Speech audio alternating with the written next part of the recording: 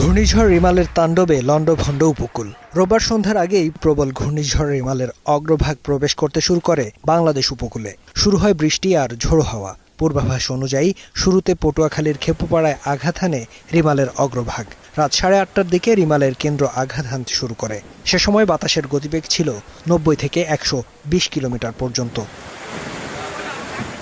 1 থেকে 2 ঘন্টা উপকূল সহ আশপাশের বেশ কয়েকটি জেলায় তাণ্ডব চালায় রিমাল।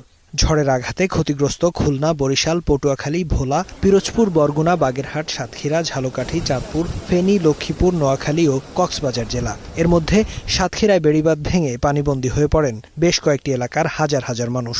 গাছ পড়ে বিধ্বস্ত হয় ঘরবাড়ি, বন্ধ হয়ে যায় সড়ক যোগাযোগ, ঘটে প্রাণহানি, তাৎক্ষণিক বিচ্ছিন্ন হয় বিদ্যুৎ সংযোগ, ভুতুড়ে পরিবেশে রূপ নেয় জনপদ। পানি আগের থেকে স্বাভাবিকভাবে অনেক বেড়ে গেছে। বর্তমানে বেড়ে যাওয়ার পর সাধারণ